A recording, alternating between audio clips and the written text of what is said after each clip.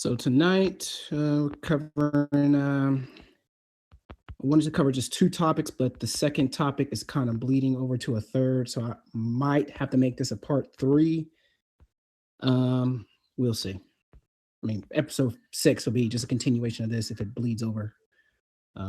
As I was building out this lesson, so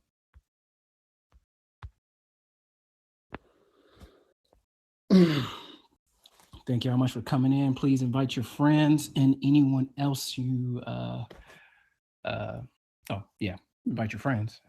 Anyone you think who might benefit from this. So we're going to do. We're going to do. We're going to, I guess, go through the lesson about home security and building your bug out bag per the scriptures, just like we normally do. And then we're going to, just open the floor from any questions regarding this topic. So, 1 second. Okay. All right. So we're going ahead and get started because I don't want to hold anyone more than wants to go too long. So welcome to the room. This is Thy Kingdom Come. Please follow the moderators. Me and my brother Mike. King Ben is also a moderator of the room. This is Jacob's Trouble. We have our mid-morning brew breakfast news brief every day morning. It'll be 9 p.m. 9 a.m. Central Time, 10 a.m. Eastern. If you're not a member, click on the green house above our profile pics and become a member. Nominate others to become a member. And if you click on my name or my profile, you'll see some of the other clubs that I'm a member of. Those are sister clubs that we, congregate with, learn and study with. So let's go ahead and get started. So for the first week, we gave a broad overview of Jacob's Trouble. That was the first episode. What is it? What does the Bible say? Scriptures to strengthen your faith, scriptures to subdue your fear. Second areas and scriptures to prepare in the natural. We used Second Ezra 16 and 40, Luke 22 and 36, and various other scriptures. We covered prepping for food, water, personal protection, generators, which again we covered in the following weeks. Brother King Ben has his YouTube channel. He has the other episodes on there, so feel free to check those out.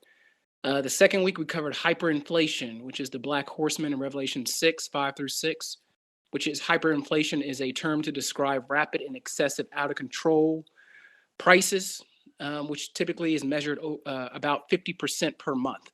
So in the morning news, we cover a lot of things going on with the economy to show you trends with hyperinflation. And with that, we covered things that you could do to protect yourself from hyperinflation. And that was in episode 3. We went into greater detail about food storage, which helps you stay ahead of hyperinflation. We did what are the best foods to store long term. That is your staples. That's your staple foods, your rice and beans, your high foods that are dense in nutrition, your carbohydrates, starches, proteins, fats, and which foods are the worst, which are your junk food, highly processed foods, and just other fatty foods. We discussed which are the best methods to store food long term, and how to utilize food pantries in your neighborhood or in your area to help supplement your food bill while you stock up on your food supply. And then last week we covered power outages, darkness in the land. With that we covered the difference between a cyber attack and an EMP, and the things that will happen and the ways to protect yourself. But that was episode 4. So this week on episode 5, we're talking about home security. So this all plays into Jacob's Trouble, and it just might be some good things that for you to practice now, since we're, I believe, in the beginning stages of Jacob's Trouble. So this is Psalms 127 and 1. A song of decrees for Solomon. Except the Lord build the house, they labor in vain that build it. Except the Lord keep the city, the watchman waketh in vain. Now, with the home security, that does not negate the watchman doing his job. Okay, it says, except the Lord keeps the city, he's watching in vain. Okay, so another scripture is Mark 3:27. No man can enter into a strong man's house and spoil his goods, except he first bind the strong man, then he will spoil his house. Now, in context, that's not necessarily talking about home security, but it's a good parable to use for this topic. Uh, Another one, this is Matthew 24 and 42. Watch, therefore ye not know what hour your Lord does come. But know this, that if the good man of the house had known in what watch the thief would come, he would have watched, and he would not have allowed his house to be broken up. Therefore ye also be ready, for in such hour as ye think not the Son of Man comes. Now, again, this is not specifically talking about home security, it's talking about the Son of Man coming. But just the principle of him using that example of home security is something that we can use and glean from. So um, now with that, it's again, if the Lord doesn't keep your house, whatever this lesson will be meaningless. So you know, make sure the Lord is keeping your house. So home security is something we can do to limit our exposure to break-ins while giving us alerts if there's an intrusion. So I'm gonna go through some list of items and we can discuss it and then go into more detail about them. So first is deadbolts. Some people's houses have the little push button that you just lock the door. If yours have that, get a deadbolt. Okay, and that's it's just more security for your door. Most houses have deadbolts, so it shouldn't be a problem. Now, one thing that I've purchased was the next item is a security door bar. So it's like a bar. If you just go to Amazon and type in security door bar or security door jam, it's like a little stick that goes up against the doorknob and goes against the floor. So if someone tries to open the door, that bar is going to stop them. So I have one on my front door that we make sure we put every time we close the door, and I have one on my bedroom door. We put it up against the door before we go to bed at night in my bedroom. So they're cheap. Let me just look it up real quick. They're not very expensive. So just go to Amazon, get a couple of those, or for whatever door you have. So here on Amazon, there's 2 for 1. They're $37, so that's about $15 each, or 12, $17. So it's a very simple way for someone trying to kick down your door or knock down your door. Now with that, for the front door, I placed something most houses have this. Ours didn't have it when we moved into this house, but if yours don't, it might be something to think about. A screen door. So ours is a glass screen door that we lock from the inside. So and it's just another layer of security. So if someone was trying to knock through your knock through your home for home invasion, they had to go through that first. Then they would have to go through your front door, and then they would have to go through, assuming they can kick down it, which it'd be very hard or difficult to kick down that bar. Um, you know, all that noise would give you time to know that someone is in the house or trying to get inside the house, and you could put that the chain on your door if you don't have one. You can get those installed. Those are very, very cheap. You can go to Home Depot or just get one from Amazon. Now, with that, what we have next? A stick. Okay. Now for windows. Oh, now with that stick, or now if you have like a sliding patio door, we have that. We just put a stick, a wooden stick. So if you try to slide it and that stick is in the way, it's not. Assuming they get past the lock or it's unlocked, you trying to pull with that door, it's just gonna. They're not gonna be able to do it because that stick is in the way. So now with the doors, here's the thing: you also want to add mini alarms. So with the mini alarms, let me just change my profile pic real quick.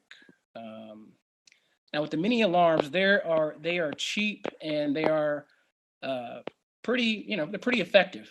So this is like when you go into like, T-Mobile or something. If you can PTR, you'll see the kind of that I'm talking about. Those little alarms, you can just tape them to the door, to the door frame into the door. So as it opens, it makes a little beep. You can set it to beep once, like you kind of it'll sound like you're walking into like Radio Shack or T-Mobile or whatever. That ding dong. So it'll make that noise. But you can set it to alarm too. So just it's a little flick switch that you can set to alarm, and when they open that door, it'll make a very very very loud alarm. Okay, so the reason I like these is because they do not you do not need an account with ADT or something like that. You don't need that. So these are just battery powered. You put the batteries in, and I bought a couple extra ones to put in my Faraday cage. So last week we talked about Faraday cages and how to build those to protect your electronic devices against EMPs.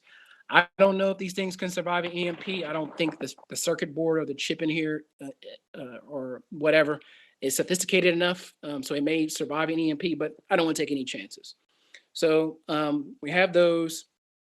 Um, those are for the door. So we have them on the front door. We have them on our patio doors too. Now for windows, what you can get is, now if I'm going too fast or I need clarification, just raise your hand and I can slow down, or um, uh, just let me know.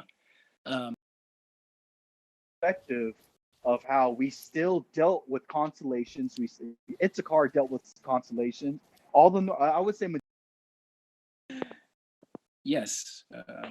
Okay. Yes, brother Tevin, I'm going too fast. Yes, just a little bit. I just need to know where I can find the previous episodes of Jacob's Trouble. Okay. We'll those are on the YouTube channel. So when Brother King Ben gets in, we'll send them your way. Thank you so much. No problem. Thank you. We'll just bring it back down to the audience. All right. So okay, let's slow down a bit. So make sure you have your doors have deadbolts. If you don't have a screen door, if you have a landlord, you could probably ask them to install it. Just tell them for security reasons.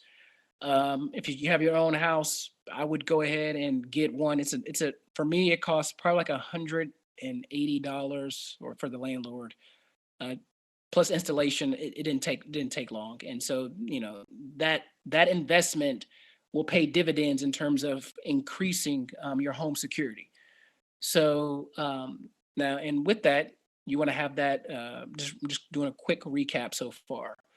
Those security door bars. So just grab a couple, knock them up against the doorknob, and that'll give you an extra layer of protection. Now, you want to add the security alarms to the doors. These are I have they're battery powered. It's a little small circular batteries. They're battery powered. You can set them to the little one time chime or to an alarm. So if we're going to bed at night and I get an alert in the neighborhood, saying there's been some break-ins, I'll put it to alarm, just for that extra, just to have um, that extra alert if something does happen. Now for the windows. Okay, so this is now if you my house. I'm just going to be honest. It's a security nightmare from a secular standpoint, but I pray. I pray. I thank the Lord that He's keeping this house. This house was built in the '90s, and somebody had a genius idea in Houston to put a bunch of windows. And in the summertime, the energy bill is pretty high. So what I did was for the windows, there's a couple of things you can do. You can get this security window film like the movie. So go to Amazon, type in security window film. And what that is a clear protective sheet that goes over your windows. So if someone throws a rock or a brick, instead of the glass shattering, it holds the shattered glass together. So it's a very small investment. Now you have to install it yourself. You gotta like wet the windows and then put the film on there. It's sticky, and once it's on there, it may come off, it may not. Some of them say you can remove it, but it's just a good investment. It's some people in my neighborhood, they start putting them on their windows, and they have like the little tint to them, which is a good idea because again, for one, it saves on your energy bill, and two, it gives you a layer of protection if someone throws a brick or window through that glass. So I put those around the windows that I felt would be the most probable uh, points of entry. If someone was going to try to break into this house, I put the film through those windows on those windows, and it just provides a layer of protection and film to kind of block out some of the UV rays. So you can get the mirror type, you can get clear, you can get some tinted. Now the thing about that is the type you get, they have different thicknesses. So just the thicker is more protection from the sun, and just a thicker film. You want to be considerate about if you live in a homeowners association, and you want to be considerate about that because if you put up like the mirror tint, the homeowner association could throw a fit or whatever and tell you to take it down, and you know um, it could just cause problems. So you might have to buy the clear set and take off the mirror tint. So if your homeowner associate doesn't have a problem with it, you can check ahead and then put whatever tint or shade or reflective you want. Mine is clear, so you can't tell just by walking by. You can't tell. There's a neighbor in the neighborhood, hers is tinted and it looks very obvious. So that's another thing we talked about. OPSEC, you don't want to be obvious as far as what you're doing to your house. Me putting that frame door or that glass door, it's obvious, but it's not like, you know, out of the ordinary. Um, she has some brown tint that's reflective, so you see yourself when you walk by our house, and it's pretty obvious that that tint is there. So for windows, you have the security that security window film, that protective sheet. Also with windows, you can place a kind of like the alarm that I have in my window. They have some that are for windows that like stick to the window. So if the glass breaks, that alarm will go off. Again, those are battery powered, so you can just look up window alarms, or you could just attach these to the window. So if someone raises the window, it'll also go off. Um, I haven't thought about putting that yet because again, it'll look obvious like what that is. Someone, especially for a thief, someone who's knows to break in. I mean, like knows how to break in or knows what to look for. It would kind of look obvious. But during Jacob's trouble during a power outage, people are going to be desperate anyway. So just want to take your chances. Now, if you moved into a new house, you want to make sure you change the locks. Okay, you don't know the previous owner. You don't know if they, what went on. It may seem like something simple, but something simple that we kind of don't think about. And just make sure that you change those locks. Let me see. Now, next, this is you want to get some light sensors. Okay, so go to Amazon and type in solar power light sensors. Now, those are, I mean, they they're they're extremely good in terms of keeping your area around your house lit.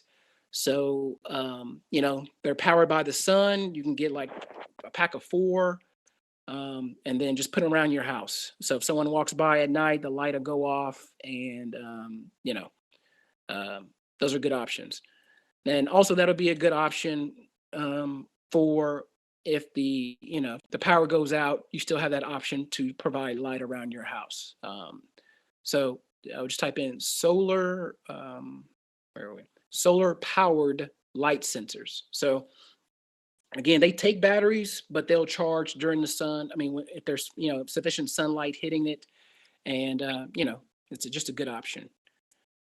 So I did that. Number 8. Okay, these are good. Blackout curtains. Now you want to get blackout curtains. These are the thick ones that they typically have in a hotel. Um, I mean, again, they save on the energy bill because that blocks out a lot of the heat that's coming into your house. And when or if the power is going out, um, uh, if you're in your house and you have lanterns or flashlights or headlamps or candles, people from the outside can't see that you have light in your house. Okay, so that's a very good option to have. If you haven't already. So those blackout curtains, they're not too expensive. I guess if you have a lot of windows, it could add up fairly quickly. Um, Now, this one is firearms. Now, this is people are gonna. Some people say you shouldn't do it, or yes you should. This is Luke. I'm going to go to Luke chapter 22, verse 36. Okay. Luke chapter 32, verse 36. Oh, start at 35. And he said unto them, when I sent you without purse and scrip and shoes, lacked ye anything? And they said nothing. Then said unto them, but now he that have a purse, let him take it, and likewise his scrip. And he that have no sword, let him sell his garment and buy one. Okay. Now, home protection or personal protection, here's the thing. If you don't like guns, you don't want to get involved with guns, I would get over that initial fear or research why you have that initial fear. If it's, just like you start getting scared and, shaken, then I would stay away from it unless you plan on going to a gun range and getting trained. That's something you just want to overcome. They'll train you. They'll walk you through the gun. They'll help you pick which gun feels best for what's comfortable in your hand, which caliber you should get, just based on your personal preference. So if that's something you like, I really want to overcome that. The gun ranges, I mean, I don't know what state you guys are in, but in Texas, I mean, you can throw a rock in any direction and hit a gun range, and they're very friendly. They'll train you. They'll, so I would take that under consideration. Now, here's the thing. When I talk to people about firearms, they say, "Oh, well, I'll get it once I get my license." And I'm like, "Well, are you going to carry your gun on you?" Like, no, no, no, no. It's just going to be for my house. I'm like, okay, well, you don't need to get a license. So the license, again, I would check with your state, but most states, you only need a license if you're going to carry it on you. So it's called concealed carry license. You're carrying it wherever you go, like just like a cop would. He has a carry license. Okay, so if you're carrying it, again, it's concealed carry, so you can't have it on your hip like a cop. It has to be under your waist. I mean, it can't be seen for most states. Some states are getting laxed, but for us, Jacob, I wouldn't dare open carry a gun in any state. I don't care how open it is. So that's just a little wisdom for us. So for me, I don't have a license. I have because I don't carry it with me. It's only for the house. So if you're going to have it only for the house, you can carry it from the store to your car to your home and leave it in your house. If you're going to the gun range, you can put it in a bag, go straight to the gun range and practice, and you don't need a license because the gun is not on you. Okay, it's not in your pocket or around your waist, in your purse. It's in your bag, like a backpack or gun bag or whatever, and then you can go there. Now, if you're going to have those in the house, make sure they are in a safe and easy accessible place. Emphasis on the word safe. There are a lot of home accidents, and these are the result of negligence and carelessness. Okay. So in terms of rounds, you want to make sure you get. I mean, hopefully, some people know this. If you don't, no judgment, but this is why we're going over this now to educate. You want to make sure you get hollow points or law enforcement rounds. Most people, when I made this mistake, and I mean now I know. When you do, like when I got mine, I was, just trying to save money on ammo, and because ammo is expensive, and I'm sure it's more expensive now.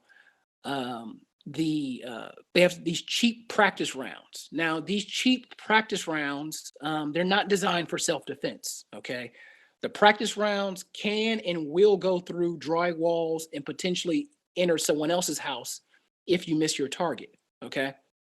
So the self-defense rounds are designed to the second it hits something, it's going to expand and stop basically, or at least attempt to stop.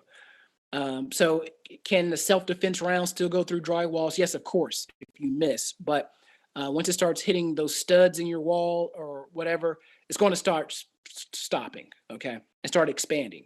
The practice rounds are going to keep going until it hits something that's more dense than it. So just keep that in mind, okay? If you have a dog, um, think about, if you don't have a dog and you are thinking about getting one, make sure you have enough food for it. Dogs are great deterrents. Someone trying to get around your house, we all know dogs are barking like crazy. But the reason I say enough food for it is, because supply runs down or we have hyperinflation, prices on animal products are going to go up too. So the last thing you want is a hungry dog, and especially if you have kids, and it just could get make some tough decisions. Now, lastly, I can answer a few questions on this specific topic, and then we're going to move on to bug out bags. If you have a camera system, please know they're not perfect and they can be hacked. But they can be hacked to where they're ineffective. Now, a few things you could do is set up a camera that does not need a Wi-Fi internet connection. Um, Basically, those would have the SD card inside it, and when you get home, you can just do a quick scan to see if something comes up. Some hunters, they have deer cameras. Those are good options. They they're not appealing at all. But the reason I say those are good options, especially if you have a lot of land, a lot of space, the deer cameras will only take a picture if something walks by it. So that's how they find if there's deer in the area or hogs or whatever. So that'll save on that'll save on you're not having to worry about it. Internet. You really can't get hacked unless someone physically touches it. Um, Now, if you have a internet security system like Ring or some of the other services, I mean, it's a great option, but just know they're not perfect and they can be hacked. So you could set up some fake cameras as a deterrent. Now, again, when Jacob's trouble really goes down, the power's out, and hyperinflation, and all hell breaks loose, that's camera that they're not gonna care about no camera. So, but just now, these are just some options that you can take with you for beefing up your security in the event of, I mean, just now and in the event of when things really go off the wall. So when I was doing some research on security systems, I came across this dude's comment. He used to work for ADT, so I'm just going to read what he says. And he says, I used to work for ADT. ADT sucks, just like any company, because they're all basically the same. The old systems had a police code, which is as easy as holding the star and pound button in for 3 seconds to turn off the system. These newer Wi-Fi systems are as easy as disconnecting a wire outside your house when everyone is asleep. It can also be hacked. The electric Wi-Fi deadbolt gears can be stripped with a pair of channel locks and a short steel pole for leverage. They can also be drilled with a hand drill and opened without triggering triggering the alarm. Hand drills make no noise. Thieves are always one step ahead of these security companies by leakers from the inside. I told every one of my customers to get a dog. These technical Wi-Fi security devices can be hacked by using a simple device placed in a flower pot, for example, next to your door that collects your information through radio waves. The cameras are nifty, but they can be freeze framed after being hacked. A dude can walk around your house and you'll never know. All electromagnets kill the switches. It also kills the mechanism that sends a signal to the security company that's supposed to call you when your house is being broken into. I just don't any of these systems, and I lost my job due to telling people all the negative crap about these systems. I did it to help them not waste their money and have a better do-it-yourself system with a dog, door triggers, better upgraded regular deadbolts, etc., etc. I used a ram the police test to test my doors. They won't open. You'll need a tank. Filled my double pane windows with epoxy. They can handle a baseball bat, hammers, and a few 9mm rounds. Just trying to help anyone who reads this. Most thieves these days are way more technically advanced than me. Just trying to help a man out. EMPs, electric goes out, gotta go old school. You most likely already know this. So those are just some tips that he gave. And the thing was, some of the stuff I covered, he reiterated. I read this like late last night, so I thought it was good. Now, is there any questions before we move on to the next topic regarding just home security?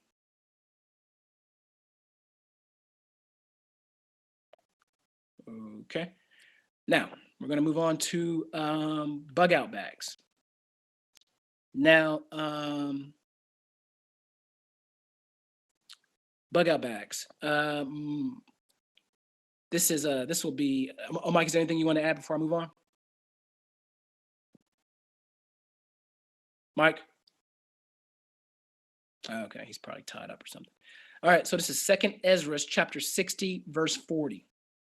O my people, hear my words. Make you ready to the battle. Read that again. Make you ready to thy battle. And in those evils, even be as pilgrims upon the earth. Okay, so it's a lot. This is a very powerful commandment. For one, listen to what I'm about to tell you. You get ready for the battle. And in those evils, be as pilgrims upon the earth. Pilgrims move from... oh, Mike, you said something? Oh, no, I just had a precept. Bring this out real quick. I'll bring my precept after. Oh, okay.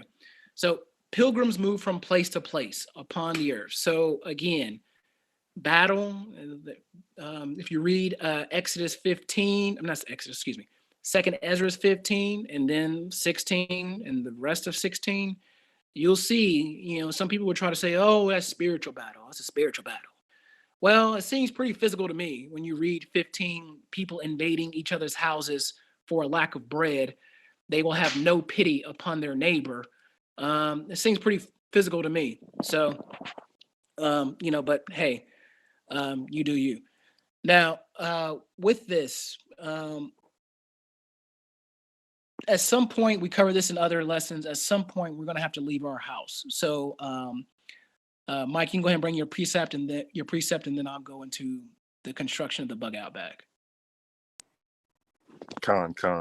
No, just because you were talking about home security, I just had 2 quick precepts from our forefather David. First one is Psalms 144. Blessed be the Lord my strength, which teacheth my hands to war, and my fingers to fight. So part of home security as well will be, if somebody does break in, you have your weapons, etc. But it might not also have to be like hand to hand. So that's like another aspect to just cover or think about as well. And just my second precept for that was Psalms 18 34 through 16, which says, "He teacheth my hands to war, so that a bow of steel is broken by mine hands. Thou hast also given me the shield of thy salvation, and thy right hand hath holden me up, and thy gentleness have made me great. Thou hast enlarged my steps under me, that my feet did not slip." So, we got to stay prepared in the physical and in the spiritual as well, so that the Lord will cover us during these times. But that was it. That's all I wanted to cover. Oh, thanks, Khan. All praises. Now, and with that, I'm glad he brought that up because when I was talking about firearms, now the thing is, if you just hell bent on no, I do not want one, that is fine. I mean, it's better for you to be honest with yourself and do not get one than to get one out of fear. Because if you get one out of fear, you're not going to train with it, you're not going to practice with it, and when it's time to use it, you're going to freeze up and you're going to miss, or they can take it out your hand and it'll be just worse, or you're going to get into an accident. So again, I wasn't always. I mean, I got my first one. I mean, not too long ago. I mean, in the grand scheme of my life, I mean, fairly recent. But the thing was, I had to get over that apprehension of, well, I don't know how to use it, or oh, it's dangerous. So the gun range, they walked me through it and all the parts of the gun, all this. We took it on the range. They walked me through it, breathing. It's find you a gun range that'll train, that'll get trained, that'll teach you the basics. They want your business. So they'll spend 15 minutes walking you through it.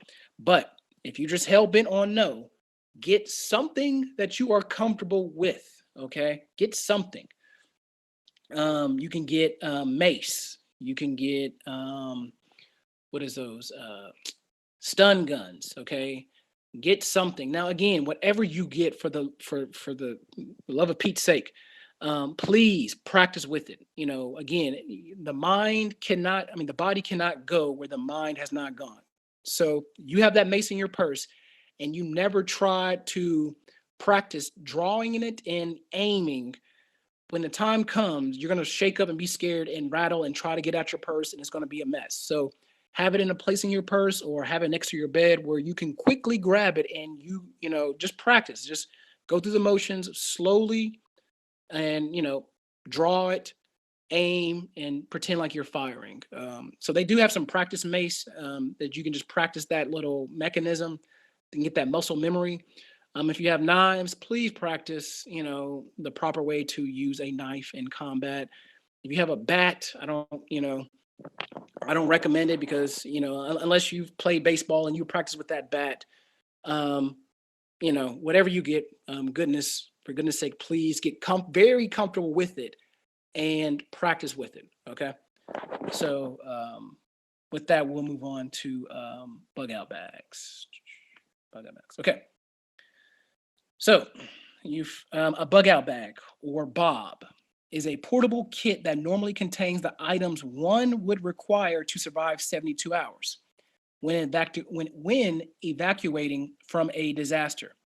Although some kits are designed to last longer periods, other names for such a bag are a 72-hour kit, battle box, grab bag, go bag, good bag, good standing for get out of Dodge, personal emergency relocation kit, or PERK, or quick run bag, or QBR. The most common term for this is a bug out bag. Okay. Now this says for 72 hours, your kit should have the bare minimum of 72 hours. Typically what I'm about to go through will be more of a longer term kit. Now the term bug out bag is related to, possibly derived from the term bailout bag, emergency kit. Many military the term bailout bag is a term that many military aviators carry. In the United States, the term refers to the Korean War practice of the U.S. Army designating alternate defensive positions in the event that the unit had to retreat. They were directed to bug out when being overrun was imminent. Now, what we're going to go through now. So that's just a little history on the name and where it came from. It has nothing to do with crazy Israelites with, crazy doctrines. I mean, someone told me that when I was mentioning the word bug out bag. And I was like, no, that's not where that term came from. Now, we're going to go through some lists that you have. Now, the list I'm going to give you is going to be more for 72 hours. And I'll talk about some of the considerations that you have to have in mind when building your bug out bag. Okay. So number one, personal protection. For those who are going to have a handgun, for the love of God, please get a holster. You can get a in the waistband holster or outer waistband, but get something. You do not want to be walking down the street or running or trying to hide from the walking dead with a gun in your waist. There's this thing called your femoral artery or genitals. Accidents can happen, so just get a holster. You will thank you will be glad you did when you're talking about walking, leaving your house and you're not coming back, and you're walking for 3 or 4 days. You want to have that. That's one less thing you want to have in your hand, and you want to have it in a secure location. Now, for the holster, I have a outer waistband because I'm not dealing with inner waistband. So the inner waistband is typically when you see like the movies with the undercover cop or whatever, he kind of just pulls out his shirt and pulls the gun from under his shirt. He has that's called the inner waistband because it's inside the waist holster. So the gun for that is typically a compact or typically a compact size gun. So the outer waistband are the ones that you see on the cops or the military, just outside on the hip. Okay. So, and there's a reason why cops and military have holsters for the reasons, I listed earlier. So the thing is, if you get a holster, an outer waistband, get a level 2. So just type in level 2 holster. Now, the level 2 holster is a really good one, and for many reasons. For one, no, not level. That's not level 2. Okay. Yeah. Okay. So the level 2, there's many level 2. So I would look up Black Hawk level 2, just for example. Okay. So the Black Hawk, it has looks like a little clip, a little button on the side. Now what that button does is once you place your gun in that holster, you cannot remove it unless when you're drawing your firearm, that button has to be pressed. Oh no, I'm sorry, level 3. Excuse me. Just type in Black Hawk level 3. So that button has to be pressed on the side. You type in Black Hawk level 3. It's just for an example. I'm not saying get the specific holster, but just an example. So level 3, the little button on the side, when you slide your hand down to release your gun, the gun is not going to come out until that button is pressed. So if someone sneaks up behind you and they're wrestling with you, they can tug on that all day and the gun is not going to be released. Okay. A level 1 I wouldn't recommend that because there's no safety at all. It's very loose. That's more for your people who are not concerned with safety. They're more concerned with, getting the gun out or whatever. So that little button on the side is a very safety first feature that even when you're just naturally sliding down your hand to release the handgun, you're going to press that button and it's going to release. So I highly recommend that. And again, you can place that over you can place a hoodie over that or a jacket, and no one's really going to know unless they're really looking at you and, trying to see if you have something. But just, every day, especially during this time, I mean, people are going to be crazy. So some people are not going to worry about no holster.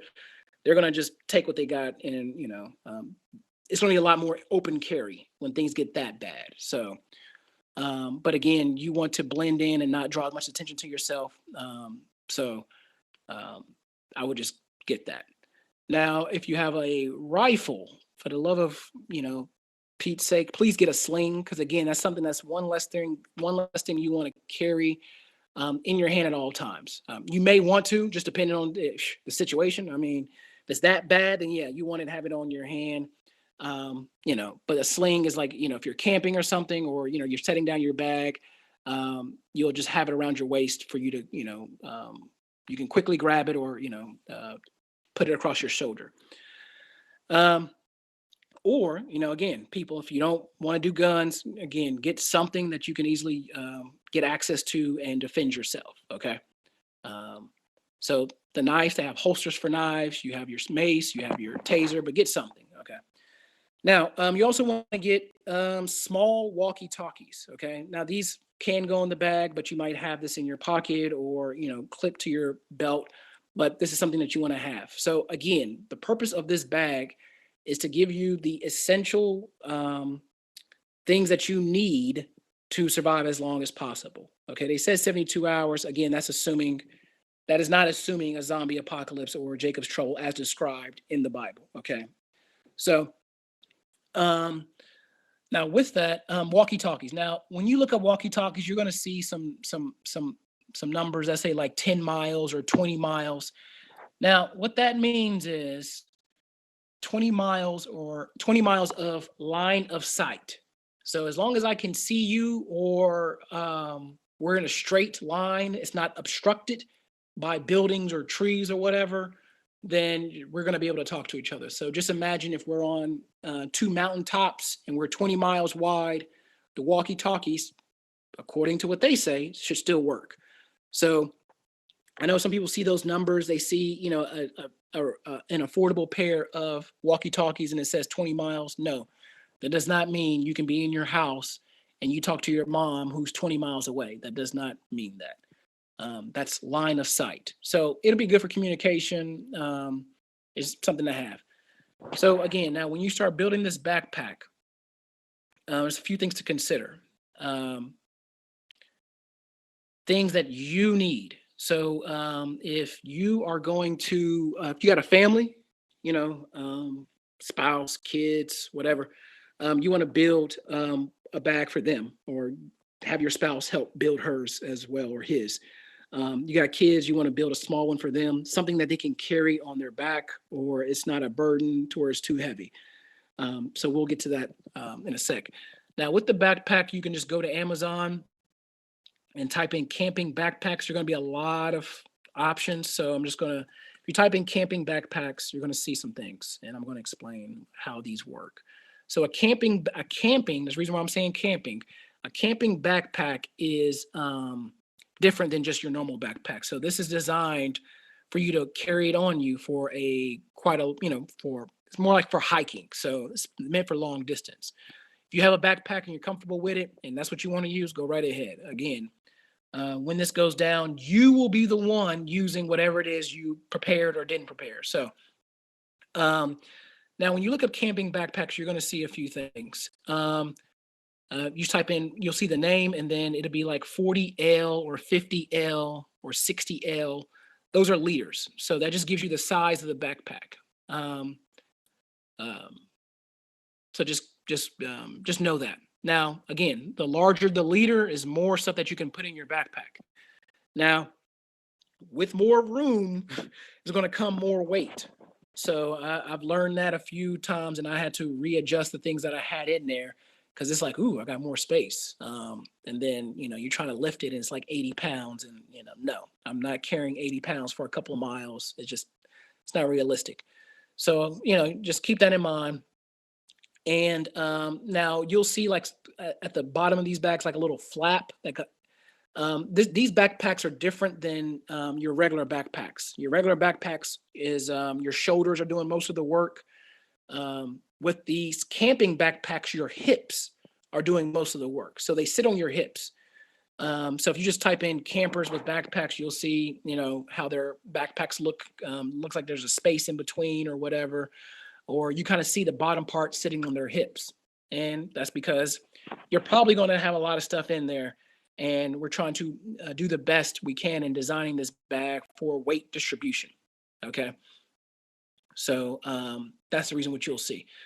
Prices aren't bad. You kind of have to go through and scroll through, and you'll see some good options. they're not bad prices. So just keep that in mind. If you want to go with a 60 liter, keep it in mind that you're going to be tempted to add your whole life, and we're going to go through that in future lessons. You know, the creature comfort prepper is a real thing. They try to include, try to put their whole life in there. Like, no, like this is for survival. You'll be able to put some comfort stuff in there, but not much. Okay. So that's one thing that you want to look for backpacks. Now, at this point, is there anything well, let me go ahead and cover the items, and then we'll cover any questions, and then I'm gonna go to some common problems that people have with these bug out bags or when they use them. Okay. So when you're building your bug out bag, there's some things to consider. This is more for survival, but it's still rings true when you're building your bug out bag. Okay. You want to remember the rules of 3. Okay. You can survive 3 minutes without air. You can survive 3 hours without shelter in a harsh environment. Okay. You can survive 3 days without water. And food, you can survive 3 weeks without food. Okay. So the rule of 3. Okay. 3 minutes of air, 3 hours without shelter in a harsh environment, 3 days without water, 3 weeks without food. Now, so we're going to cover the categories for this. So within your bug out bag, again, I'm just giving you some things to consider for long term. So now this thing, not this thing, excuse me, this verse in 2nd Ezra 16:40. Go ahead and read it again. 16:40. O my people, hear my word. Make you ready to thy battle, and in those evils even be as pilgrims upon the earth. Now, it does not say be as pilgrims upon the earth, and one day you're going to return to your house. I mean, we talked about this in almost every lesson. When it's time to leave, it's time to leave. Okay? So part of this is, the next verses go into the mindset you should have, and we're going to cover that in future lessons, but I'm going to go ahead and read these verses now because I don't want anyone to get that, well, I'm going to go ahead, like not prepare enough because I plan on going back to my house or whatever. It's not. Verse 41, he that sells, let him be as he that flees away, and he that buys as one that will lose. He that occupies merchandise as he that have no profit by it, and he that builds as he that shall not dwell therein. He that sows as he should not reap. He that plants the vineyard as he that shall not gather the grapes. They that marry as they that shall get no children. And they that marry not as the widowers. And therefore they that labor in vain. So this is the mindset we have to have now for when it's time. We're not emotionally attached to the things of Babylon. So if you have a business, you sell that business as one that's fleeing away. If you're buying something, you buy with the emotional you disattach emotionally as if you're going to lose it.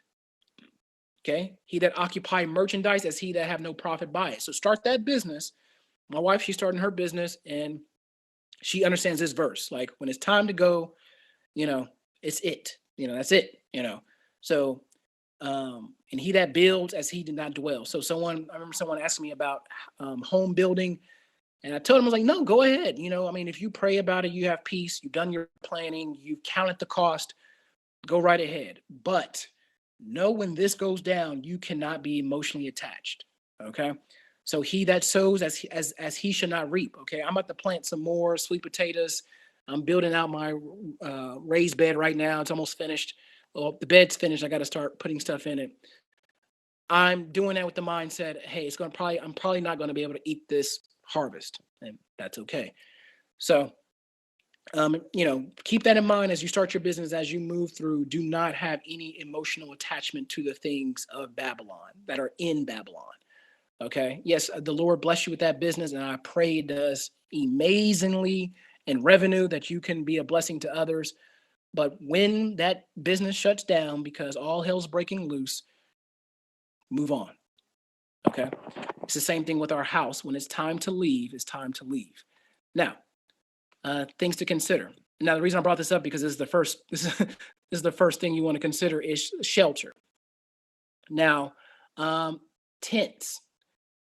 Tents. First thing you want to add is tents or sleeping bag. Now, if if you're just not. So the thing with the tent, I do not have a tent. Well, I do, but it's not for my bug out bag. But what I do have is a tarp. So I have I think 40 foot by 50 foot. It's something like that. I'm just throwing numbers out. It's a tarp that you kind of cover your car or you cover something. Now with that, you can make shelters. Okay, you get that with some paracord. Okay, it's like that thick rope that's kind of like the bootlaces in the military. It's a little bit thicker than that. You get paracord, and you can build a shelter. So you can string it up against trees or fixtures, and that's your shelter. Now you want to get a sleeping bag. Sleeping bag, it rolls up, and if you look at the camping bags or the camping backpacks, the sleeping bags typically go at the very bottom, so it's kind of hanging off. It's very light, and um, you want to that's just be an option. Now the reason why is we don't know when we're going to have to leave. It could be this winter, it could be in the summer, but wherever it is, if we have to sleep on the ground outside, you want to have a layer of protection from the ground because the ground will suck out your body heat. Okay, so just have a sleeping bag. If you don't want to have a sleeping bag, get some type of bed roll or whatever, yoga mat or something, just to create that layer of protection. Okay, so when I say tent, I'm more referring to something that will you can create a shelter. Now with that, I placed it at the very bottom of my bag because it could take some space. So next, water. You can get a bottled water, or you can put a couple of bottled waters in there. Um, you know, or an empty container if you want to get water later on. Now, the whole thing with that, when I read Second Ezra, some people get scared, and I've dealt with this before, but you have to rest in the assurances of the Lord. So here's one where it's, what are we going to do? Where are we going to eat? Blah, blah, blah. Um, this is Isaiah 41, 17. Yes, Isaiah 41, 17. This says, when the poor and needy seek water, and there is none, and their tongue fails for thirst, I, the Lord, will hear them. I, the God of Israel, will not forsake them. I will open up rivers in high places and fountains in the midst of the valleys. I will make the wilderness a pool of water, and the dry land springs of water. Okay. So, I mean, this is this is not, and this read verse 41. I mean, chapter 41 in full.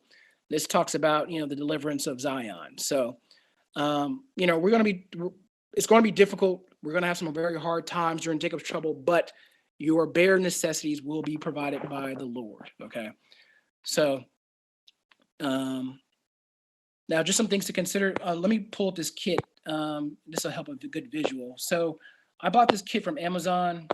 This is you can pull to refresh. This kit cost $34. This is that bag is a very small bag that you can hold in the palm of your hand. This has like everything kind of bundled into it. So the items, I mean, I bought one and I looked through some of the stuff. It's good. It's a good kit. So if you want to buy something like this, it has the name at the top. It's like, let me see if it's still $34. It's a reasonable price. So the things in there, they're not grade A, the best, but they're good. They're doable, and they'll get you to what you need to get through. So you could buy one of those and then just supplement your bag. I mean, add more stuff to your bag. And then this will be like your small bare necessities that you have all in one bundle. Your first aid kit, your knife, pen, flashlight, compass, fire starter, things like that. Okay. This will have like your little fishing kit. So that's something else you want to add. So a lot of the stuff that I'm going through, this will be in that kit, the small stuff.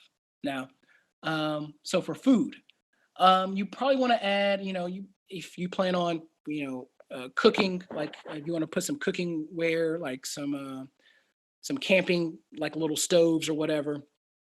You could put some food in there, a couple of packs of ramen noodles or granola bars would be a good option, something that you could eat quick.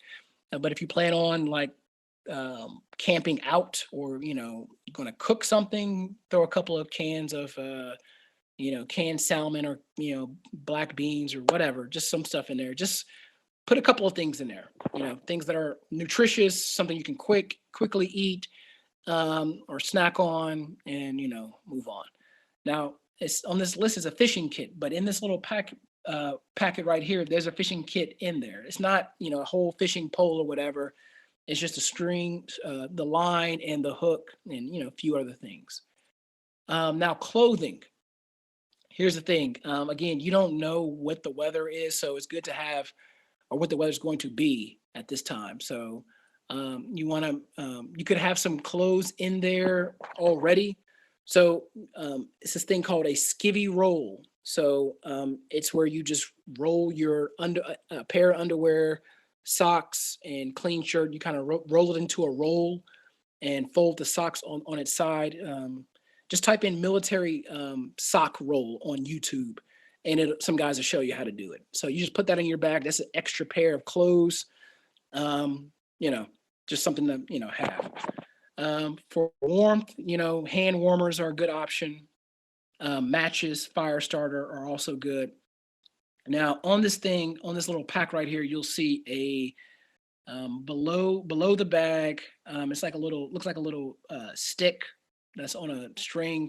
That's a fire starter. So it's like you have to scrape off the black paint, and then it'll give you a spark. So for you to start a fire. Now we're going to go through some skills on another lesson because I don't want this to go too long. On some skills that we should have going into this. Okay. So the next episode, I'll probably just call this Bug Out Bag Part 2 and Camping. Okay. So lighting.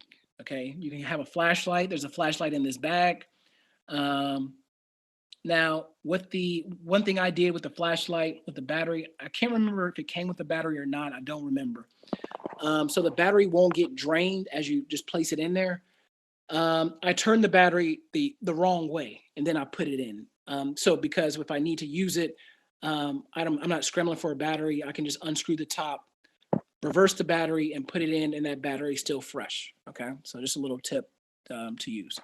So you can get a head lamp also. It's just a little strap that goes over your head. You put the batteries inside, and so that keeps you hands free. That's a good option. So the next thing is first aid kits. Now this one has a first aid kit in it. This little bag that I put on my profile pic, it has a first aid kit in it. You probably could add a few more things to it, if you want. There's some space. Now, I recommend when you if you buy one of these, open it, take out the wrappers because there's wrappers on the knife. There's wrappers on a lot of this stuff. So just take out the wrappers and, place it in there. And there's some space to add some more stuff. So I added a few more things. I added some emergency candles. They're pretty big, not big, but like thick. So I added like 2 of those. I added a lighter. Yes, this flint can be a good option to start a spark, to start a fire. But in an emergency, if you're just tired, you want to settle down, you want to kind of cut out some of those steps as much as possible. So I put a lighter in there. And I think I put a granola bar in there too. I can't remember. I'll check it tonight. So there's some extra stuff you can put in there. Now, with this medical kit, I'm not dependent only on this one. I have another one that I built out. But for most stuff on this list that I'm about to read off, this first aid kit is good. Again, the Lord's going to add what we need to add. He's going to add to us as we need it. So you don't have to worry about like, I need all this stuff. Like, get some of the basics, but just know that the Lord's going to provide the rest. So within that medical kit or first aid kit, there's a lot pre-made ones that you can get. So just make sure they have, your antibacterial wipes, your painkillers. Those are the aspirin, the gauze, sunscreen. We might not need it. Medical gloves, instrument kit, bandages, band-aids, a sling, burn gel, anti-ointment, antiseptic wipes, first aid instructions, tourniquet. So if you just buy like a 125 piece or a 250 piece first aid kit, it'll have most of the stuff I just read. You don't have to worry about it. So you can just grab one of those and put it in your bug out bag that you can get from Walmart. Just a first aid kit, 250 piece, or get it from Amazon and just throw that in your bag. That'll be a good option. The things in there that they'll get you. Those are good. Now, navigation tools. In this kit right here, you will see a compass. Now, I tested it. It's a decent compass. It just points north. I mean, it's not going to give you a whole lot. If you want more of the I guess if you want to kind of use a map and all this other stuff, there's other compasses, the lens-added compass, but just for it's cloudy and I can't tell the direction of the sun because it's cloudy. This compass will tell me where north is, and then from there I can navigate. Now, again, for the next lesson, I'm going to go into some skills. Please take the time to learn your cardinal directions, because when the power goes out, you will not have, or the internet dies, you will not have GPS. So I cannot tell you, I'm sure I don't have to tell you, how many adults do not know where south is, or they cannot find south without, Google telling them where south is. So please just learn. It'll take practice. Just learn how to get your cardinal directions, because if someone says, hey, meet me north, I can't tell you to turn left or turn right or turn around, because we don't have GPS. So please learn your cardinal directions. Okay. You could get now the thing with the cardinal directions, last week I covered power outages. So with that, I did the Faraday cage. So with the Faraday cage, I also told you guys that how that protects against EMPs.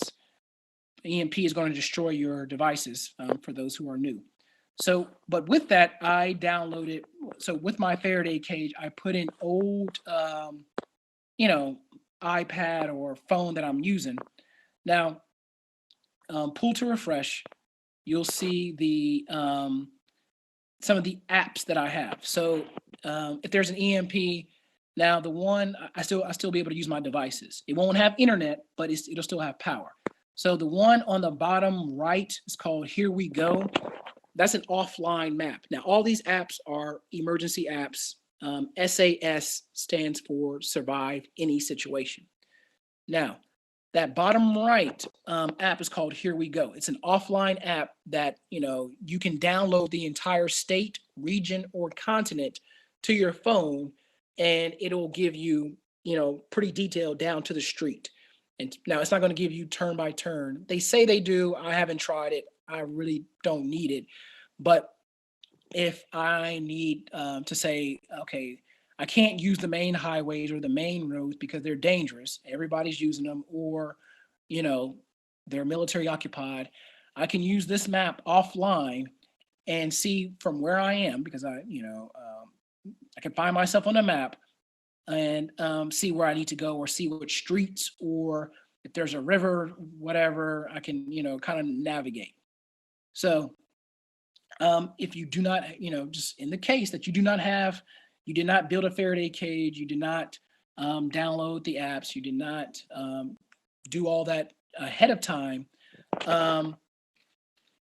having a compass and knowing your cardinal directions, and if you do get a chance to get a physical map, knowing how to read a map, it's not hard. It's really hard. It is not hard to do. It just takes some time in practice. That's it. or at least learn what the lines on the map mean. Okay, so that pack that I posted on that just now, it has a compass in there. It's a good compass. I mean, it tells me where north is. I mean, if you can find north, hopefully, prayerfully, you can find east, west, north, and south. Okay, so I just put that pack back up there. You can pull to refresh if you want to see it. Now, these are just some things you can add. I'm going to this is a list I pulled. I'm just going to pull out the most important stuff from this list. Paracord. So just type in paracord. You'll see like a little bundle. That paracord you can use to make a sling. If someone, breaks their arm, you can use it to make additional shoelaces. If you lose your shoelaces, you can make a belt. Just make it twice around your waist. You have a belt. You can use it to make a shelter, to make a tent. Paracord has a lot of good uses in it. Now, even within the paracord, if you just go to Amazon and type in paracord, you'll see like some strings coming out of the cord. You can use those for fishing lines or snares if you know how to make one. It has other uses. So I would recommend having a paracord in your bug out bag. Duct tape would be a good option. Some people do, instead of having the whole roll, they just kind of tape it around some of their items so they can unwrap it as they need it. The duct tape, again, it'll help repair your tent, repair your shoes. You can repair clothing. Just a lot of things that you can do with it. So another thing you can add, and I'm just giving you options. Now, this bag is going to be completely different. The necessities should be the same, but some of the things could be need to be added or modified. So, for example, just women, you definitely want to add products, feminine products. Okay.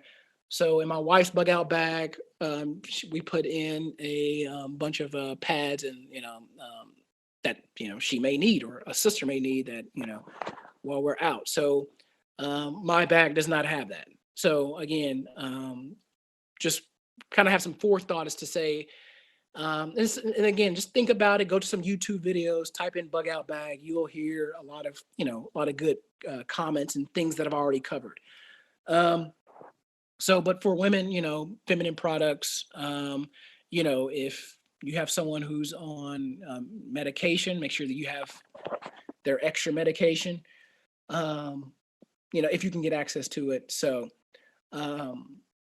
self-defense, we've already covered that. If you want to get a folding saw, that'll be, I have one. It's not a bad option. Folding saw, you can use it to, chop down wood or branches and stuff. You can build a shelter with it if you know how to do it, or you can have it to start firewood. So again, this is not, to say we will always be in the woods. Who knows? We may be in some abandoned buildings, old stores. Who knows? So, or, things may just go so crazy that, you didn't even get a chance to get your bag. But the reason why I'm going over this, so you will know that if you do see this stuff out in, during Babylon, you will know, oh, hey, I can grab this folding saw because it has these uses, or this paracord because it has these uses. So just things to think about.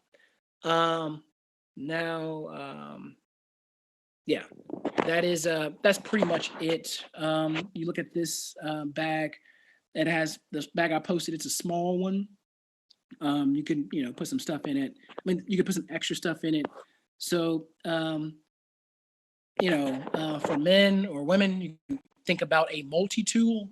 That's right there in the bag as well. It's like in front of the bag. That's a multi-tool.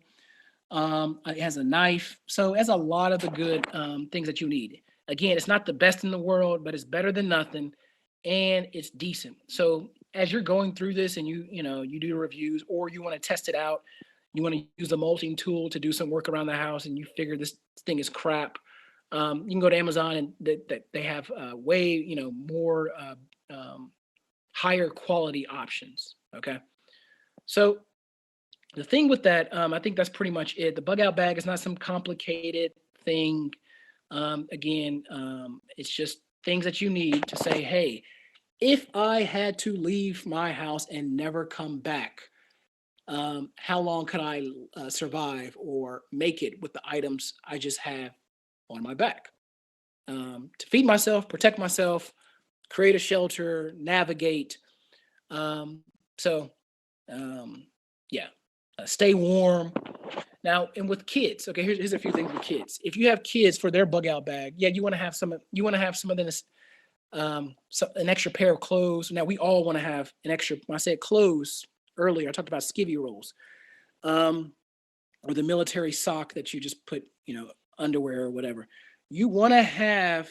You do want to have extra pairs of socks, an extra pair of underwear, an extra pair of shirt, because again, remember, you can survive 3 hours without shelter in a harsh condition.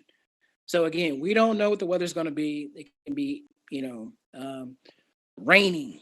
Okay, so it could be raining, and we were cast out of our house, and it's pouring raining. So again, when you get to a location, you want to have something already in your bag that you can get access to that's dry. Okay, so that's why you build a skivvy roll.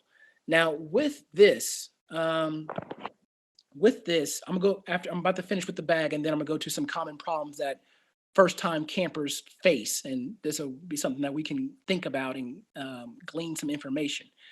Now, in the military, one of the most, especially kind of going back to like World War II, one of the highest commodities, outside of alcohol and cigarettes, were socks, dry socks.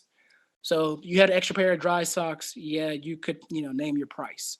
So do not, simple things like that we don't think about until other people have experienced it, or we experienced it and said, shoot, I should have brought blah blah blah.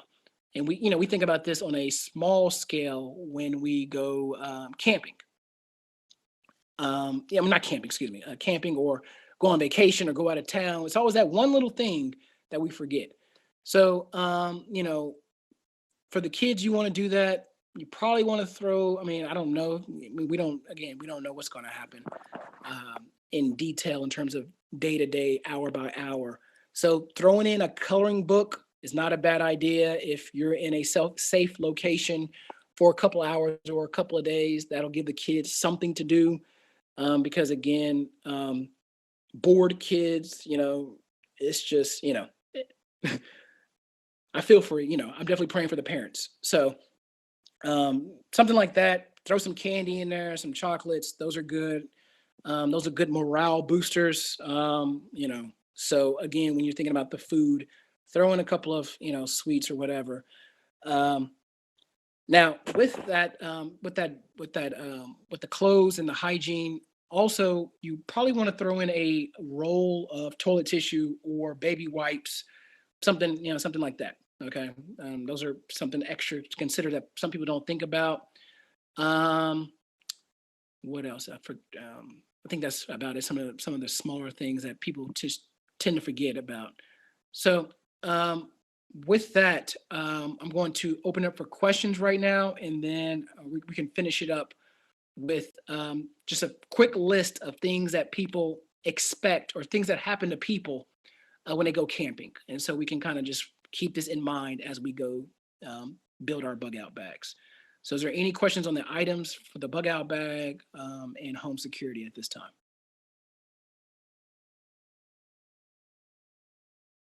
Any questions?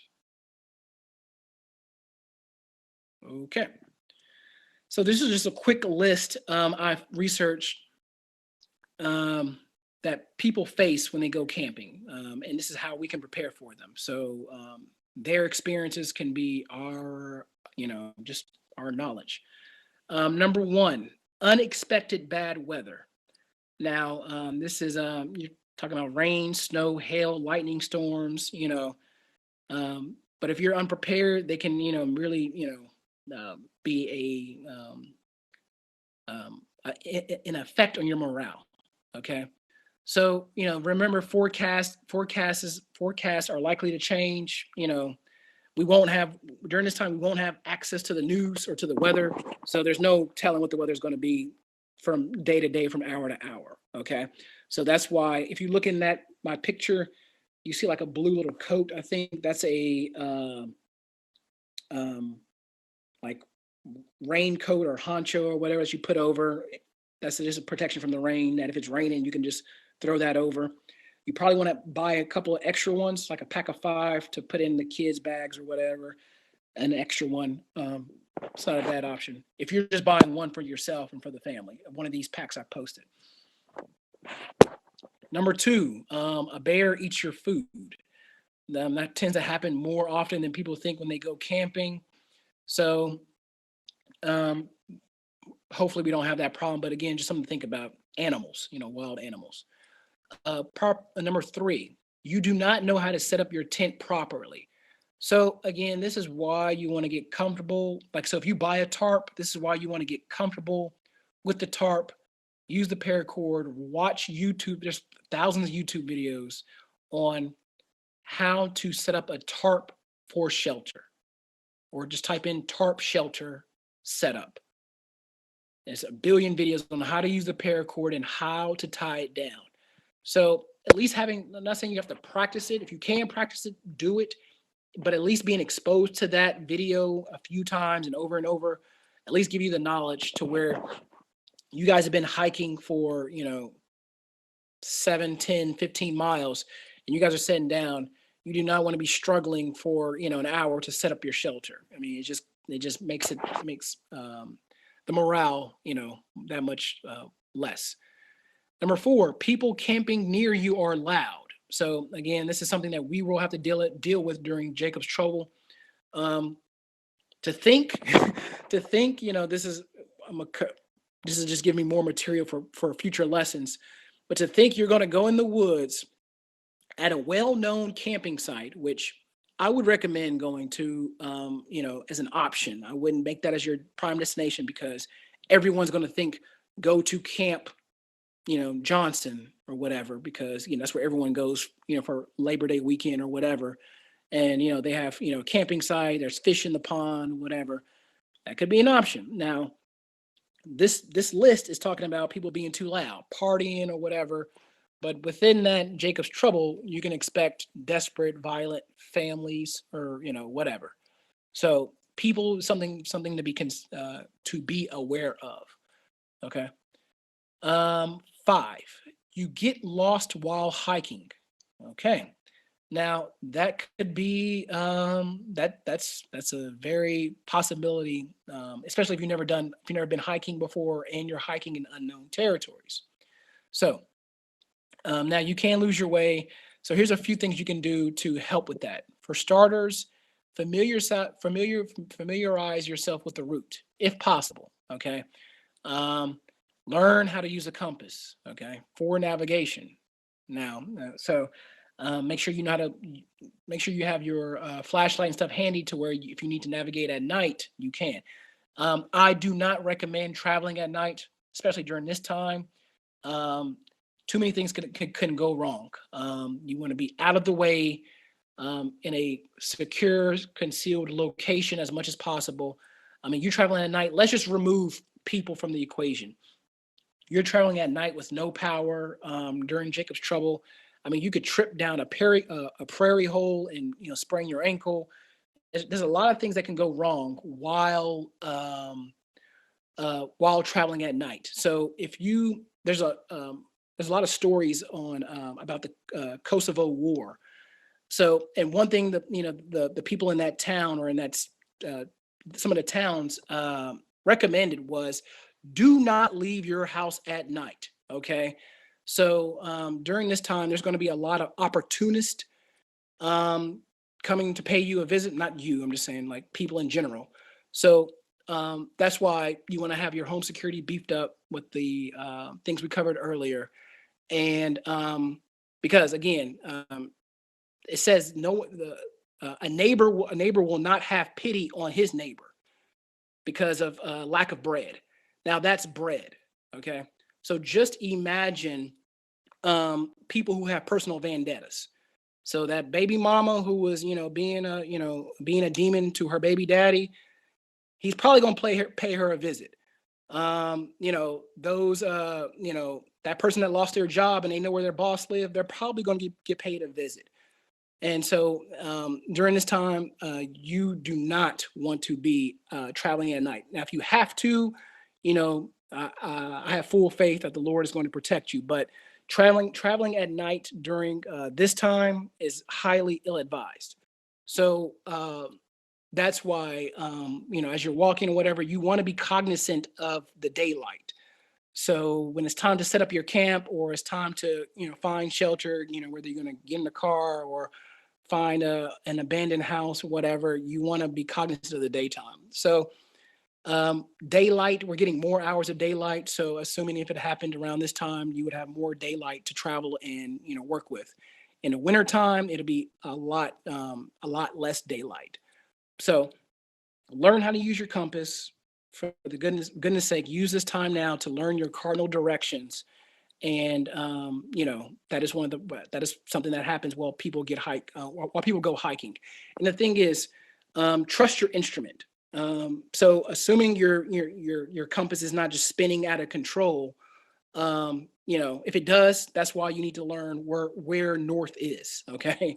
So number 6, your matches get wet or you run out of matches. Now, if you look at this kit right here, it has a fire starter. So in mine, I added a few things. So I added a lighter, but if that gets wet, you can buy some fireproof matches. Not fireproof, that makes no sense. Excuse me. Waterproof matches. Okay. They're reasonable. Just go to Amazon, type in waterproof matches, buy a set, put a couple in your bag, and you're good to go. But that is something that happens. Okay. So again, it's small things like this that could add to the stress while we're dealing with Jacob's trouble that you can take care of now, So again, the Lord is going to protect us. He's going to provide for us. But, to say, in this country, how spoiled we are, the minor inconveniences are going to add to the additional stress for those who are not prepared. So just type in waterproof matches and, just add those to the bag. I'm looking at a one that's 20 count for $10. Okay, that's a very low investment. Next, you forgot something important. So this is why I just said that. So this is why we're going over this now. So you can, plan out the things that, you want to add to your bag. So women, your feminine products, some couple of, pieces of chocolate or whatever, just the small things that can make a big difference. Now, that's what it was. I'm glad I covered this. When I said feminine products, also, guys, everybody can add this to their kit, is a travel size toothbrush and toothpaste.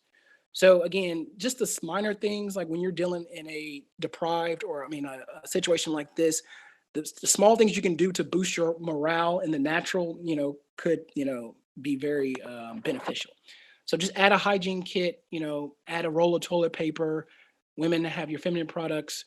Those things are, good. And the thing is, this is why you want to take this time now is to plan this out, because and have this bag ready. Because again, you don't know how long you're going to be in your house, and you don't know how quickly you have to leave your house. So if that bag is packed with all the things you've already prepared ahead of time, you can just, with confidence, you can grab that bag and know that you have everything in there. So again, a couple, some food, bottled water, socks. Now, here's the thing. Now, with this thing, we're talking about walking. I would invest. I would, again, if you can, I would invest in a good pair of walking shoes. Some people get hiking boots. I don't recommend hiking boots unless you're in a very mountainous area, but hiking shoes, and break those shoes in. Because again, you don't want to be walking around in Jacob's trouble in J's, trying to go through, people's farms and fences and climb up hills. They're not designed for that. So it's going to, cause problems with your feet. You can accumulate blisters, and blisters are a real thing that could happen if, the shoes aren't designed for high mileage walking in various terrains. Okay. And if you do buy them, please just break them in. Wear them around the house. Wear them if you're just going to a store. Just break them in, so your feet can, they can go to the contour of your feet and get broken in. Number 10, bugs are. I mean, not 9. Bugs are biting you. So this is why you want to have a kit that can handle the small stuff. Okay. Throw in some Neosporin, things like that. Number 10, someone gets sick. Okay, so this is why, during this time, you want to practice or at least study first aid. So this is when I do a lesson on skills, first aid, and CPR are things that you want to practice on. So if you're already in school for nursing or whatever, or you're thinking about being a nurse, or that's on your mind and heart, go ahead and start learning these skills. Now, in your area, the fire department has at least here, you want to look up CERT classes. So I think they're CERT stands for Community Emergency Response Team. So they kind of walk you through, how to help people in disasters, CPR, things like that. Some of the firefighters and some of the fire departments have, trainings that you can just look to. So look up, CERT and type in your city, type in classes, and see what they have. Or you can just go to YouTube and, self learn. King Ben, something you want to add? Yeah, Salakia. Yeah, also you can, check with either your local colleges or police departments. I know where I am, they had I was part of the CERT team as well as the trainers. So those places you can usually go into, and they have they'll have flyers or information on that, because they're usually the ones that perform or involved with the training. It's usually unified throughout the fire department, EMS, and police and sheriff's department. So you can go to your local police department or sheriff's department. I know our people don't want to deal with the police or sheriff's department, but you go also check with your local colleges as well. They may have some information. All praises. So, you want to take advantage of those resources. And the thing is, learn basic first aid. So someone in your group or camp is sick and you don't know why, or they got food poisoning and, or they're choking, and, you could have spent 15 minutes to go to YouTube and type in Heimlich maneuver, but, you were busy with other stuff, and that person just chokes and dies. But something that can be been prevented. Now, I'm not trying to sound dramatic, but something as simple that can be prevented in the time that we have now. So the most valuable resource you have right now is time. Like, you lose money, you can gain more money. You cannot gain more time. So, this is something like this list is something that commonly happens at people that go camping. Now we're just going to expand this to Jacob's Trouble. So just the small things. Number 11. So this kind of goes into number 7. This is number 11. You arrive at the campground, but it's fully booked. So, we're in Jacob's Trouble. You're saying, I'm going to Camp Johnson. They got space. They got a river that has fish and this and that. You go to Camp Johnson, and everybody in your city is at Camp Johnson. So you're going to have to make a decision, whether you're going to stay, whether you're going to keep it moving, what. Depending on, health and time of the day, you just might have to stay. And someone in your group, you guys are going to take turns keeping watch and watching out for everybody else until you guys leave. So, again, during this time, we're not gonna be able to decide who's with us. I mean, of course, people in our house, but people we meet along the way, other brethren. We're not gonna. There's a lot of things that are going to be taken out of our control. And the thing is, you're going to have to make the decisions based, guidance from the Lord, of course, but things are just not going to go right. A lot of things aren't going to go right. Another one is you're too cold at night. So this is a good one, which is why you want to have some extra pair of clothes in your bag or dress in layers, depending on the season. And this is why you want to have a sleeping bag attached to your bug out bag to create that layer from the ground. Because again, I said earlier, the ground will suck out your body heat. So just saying I'm going to lay on the ground, and you're going to get cold very quickly. This is a very common one. Your gear is too heavy to haul to the campsite. So as I went over the camping bags, I said you have the 40 liter, the 50 liter, and the 60 liter. Again, the 60 liter is bigger, you have more space, but the trap to that is you're going to think, you're going to say, oh, I have more space, I can add this, or I have more space, I can add this. And then you put your bug out bag in the closet, and then when it's time to grab it, it weighs like 80 pounds. And you're like, oh my gosh. So again, build your bug out bag, try it on, walk around. You can, if you have a treadmill, you can walk around, walk on that. You can walk around the block. No one's, just walk around, get a feel for it. And, say, can I carry this for 5, 7, 10 miles? If the answer is yes, then yeah, go ahead. That question I asked myself a bunch of times, and I had to take a lot of stuff out and, reassess, do I really need this? So, 16, you didn't bring enough food. Now, during this time, during Jacob's trouble, you're not going to have enough food all the time, but the Lord is going to make a way for us. That is, again, Isaiah 41:18. I will open rivers in high places. Oh, no, start at verse 17. When the poor and needy seek water, and there is none, and their tongue faileth for thirst, I, the Lord, will hear them. I, the God of Israel, will not forsake them. I will open up rivers in high places and fountains in the midst of the valleys.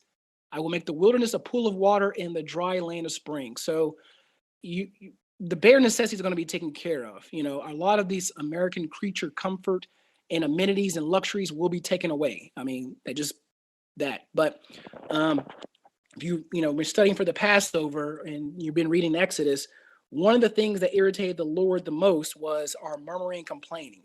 So, it's one thing to request, hey, can I get some water? And then, be thankful. But, saying, oh, it's better in Babylon, I want to go back to my house. Now, that mindset will probably bring swift judgment. So, again, 2 Ezra 16, got to have that mindset. When it's time to go, it's time to go. And whatever your attachment was to this, let it go, and your bare necessities will be taken care of, okay?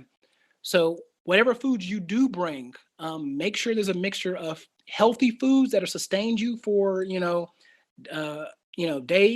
days, and some snacks to boost your morale, and something quick. So just make sure it's that combination, like a granola bar or a protein bar. You're getting your protein, your calories, and it's quick, okay?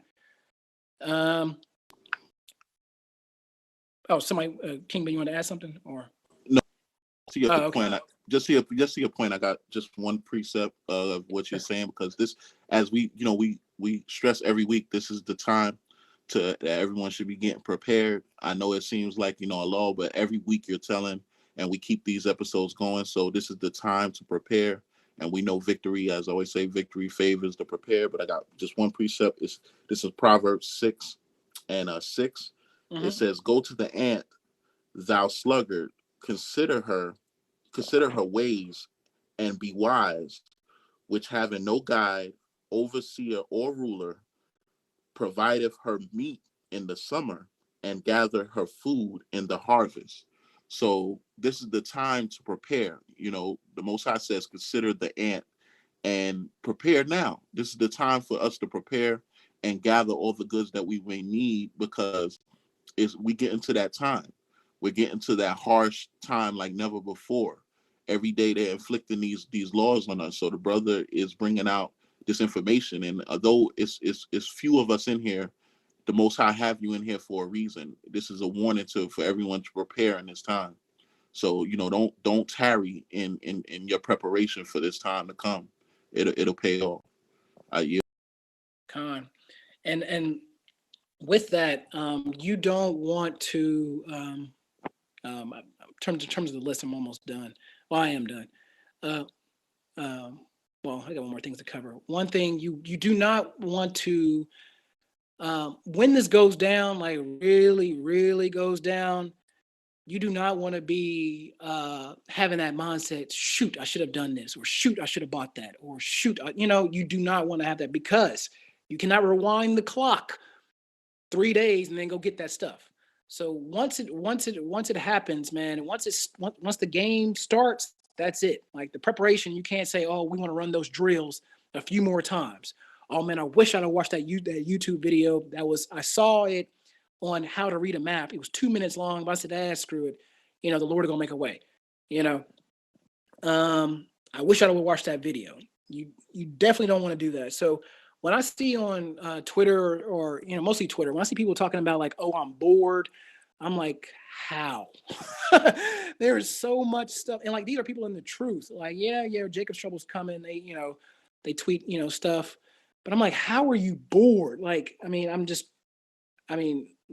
know anything about reading a map. I just took 10, 15 minutes. I, looked at the videos, watched it a couple of times, went back a couple of weeks later, watched it again, and said, oh yeah, I forgot about that. Right now, I just still working on my bug out bag. It's pretty much done. It's just, just modifying the weight and all this other stuff. But, the compass was the thing I was working on for a few weeks. And it's like, oh, okay, now I get it. I get why these compasses are different, stuff like that. It's just small stuff that, hey, is this berry dangerous? Is it poisonous? Can I eat this? Yes or no? Like, that's small. People getting sick because they're so hungry and they just see red berries and they grab them and they die. Like, or you're in the forest and you see a bunch of acorns, and yes, you can eat acorns, but there's a way you have to process them or clean them so you don't get sick. There's people on YouTube making bread from acorns. It's just so much stuff that you could just use the time wisely. That it is physically impossible to be bored. Like, yes, I watch my movies. Me and my wife, we have movie night. Yes, we have we'll go to shows, but that is like after the end of preparing. That is after the end of saying, okay, we did all we could for this week. This is what I plan on doing next week, Lord willing, if I'm still here. So this goes into the last point, is do a test run. Now, this is one of the reasons why a lot of people are going to get caught off guard, because they're going to spend all this money on gear and, food and all this stuff. And they're going to just sit in the closet, and it's never been used. It's never been tested. I use my knife to like open boxes, just something that's simple to get a feel for it opening and closing and things like that. But when it's time to use it, you're not going to know how to use it. Which, for me, just a quick story. I had a generator, and I had this inverter to where I could, kind of like a electric bicycle. And I was like, okay, well, I bought the inverter to charge a generator. And I was like, okay, so the thing is, I never tested out the inverter. I just thought this was the right one. I saw the picture that, everything looked right. So I plugged in the inverter and the generator kept cutting off. And I was like, what the heck's going on? So I looked at the video, like when we did have some internet during this power outage. I looked it up and it was the wrong inverter. It was another company selling a counterfeit inverter that I bought thinking that was the right one. And I went to the company's website. The counterfeit inverter was a black top with red sides. The real one was a red top with black sides. It was just the inverse colors, but they both said inverter for, generator or whatever.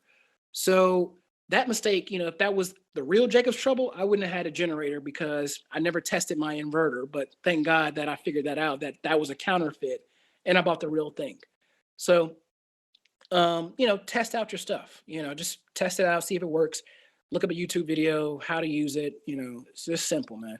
So, with that, again, we will be taken care of. Like the Lord will provide our needs.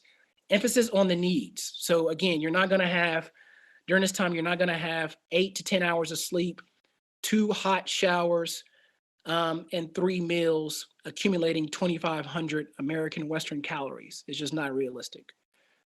If it does, hey, great. I praise the Lord. But, be prepared. He says be prepared for battle. So battle is a very uncomfortable and, non-civilian life, and be as ready as pilgrims to move from place to place. Okay. Not, it's not gonna be from, one comfort zone to another comfort zone, so have that mindset. I'm gonna do a video on, not video, I keep thinking this is YouTube, my bad. Have a mindset on, we're gonna do a lesson on, the right mindset to have, that kind of like we did this little checklist, that people who prepare, things that are gonna get them killed. So, and people who didn't prepare, the type of mindset in the spirit and in the natural that are gonna get people killed. Um, and not because of, it's just stuff that you don't think about, like, oh, that's something that's simple, or something that haughty, or that high mindedness, that something that can be easily fixed now. So with that, I'm finished. I'll yield to the other speakers. And if anyone has any questions, please ask them. I mean, you can ask anything regarding Jacob's trouble or the lessons we covered so far. Oh, I just had a quick precept. Great lesson, brother. Just real quick. All right. So Proverbs 13 and 16. Every prudent man dealeth with knowledge, but a fool layeth upon his folly. So, the brother Leo went into a very in-depth lesson on preparing. So even the scriptures tell us to be prudent in these times. And just my last precept, just real quick. Proverbs 27 and 12. A prudent man foreseeth the evil and hideth himself, but the simple pass on and are punished. So, Leo went into a very good lesson on how to prepare for these times, and we do have to be prudent so that we can hide ourselves in those times of Jacob's trouble, because the simple will pass on and be punished. So with that, I yield. As in the days of Noah. Are there any questions about the bug out bags, about things to consider, the home security, some of the tips, anything? I got one. I got one precept. Sure. This is the book of Ephesians, chapter 5 and verse 15. And it reads, "See then that ye walk circumspectly, not as fools, but as wise, redeeming the time, because the days are evil." Right? Verse 17, "Wherefore be ye not unwise, but understanding what the will of the Lord is." So, we got to be circumspect, and Brother Dominic had brought out, did a great lesson on this a couple of weeks ago, and, on the God First Gang, a moral of the story. And this is very prevalent in these times, that, we be circumspect, especially in our mind as leaders and as men, and as well as women that run that are basically in charge, like, that's running a household when the men are out. We have to, take our time very seriously, in what we're doing.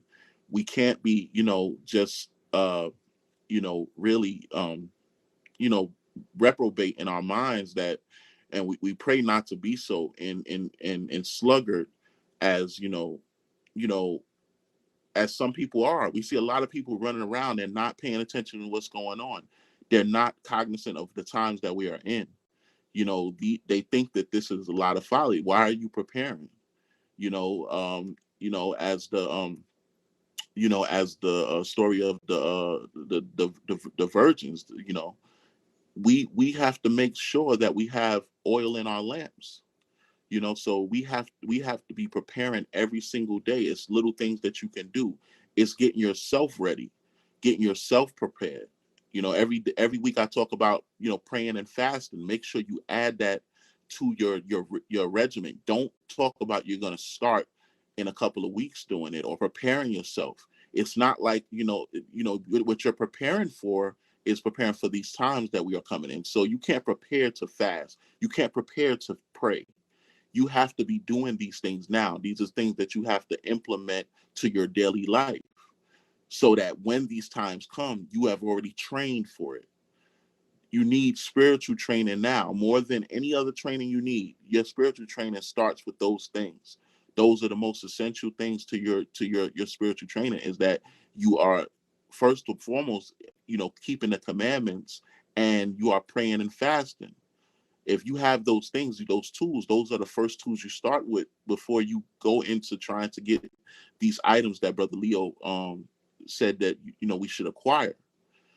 If you don't have those tools, those essential tools, these will do you no good. Because those times your faith is gonna be tested.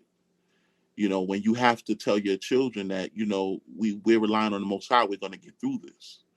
When you have to reassure, even men are gonna need to be reassured by their wives as well as they're reassuring their families, because everyone is gonna be tested. We have to pray for faith in those times. David prayed for faith. And he was the greatest king that Israel ever had. But he prayed for faith, and he never went into any battle without consulting with the Most High. So these are the things that we have to be circumspect on in this truth. We have to prepare every single day with that. And as I say, I put this on all the brothers to challenge all the brothers. You should be fasting at least one time every week. And if you can't, build yourself up to do so. And then when you can do that, try maybe one, a second day. You got to try to, as we all worked out in the world and we invested in our body, a lot of us still do, invest in that, because you're going to need it. You're going to have your spiritual your spirit way more powerful than your flesh. It has to override your flesh in those times, because we got to be the examples, So that's really it. Anybody got any questions? Raise your hand and come to the stage. Make sure you follow the moderators. The brother's been, Brother Leo, Brother Mike has been dedicating himself, to this, bringing out this information. Got Brother Feed want to come up. Yeah, we've been trying to, make sure we bring this information to you. And, we have other information that we have to come out. Brother Leo is going to continue with these episodes up until the day. I told him to keep it going. He said he got the lessons. He's going to continue to bring it to you. As much as y'all want to hear it, it's going to be here.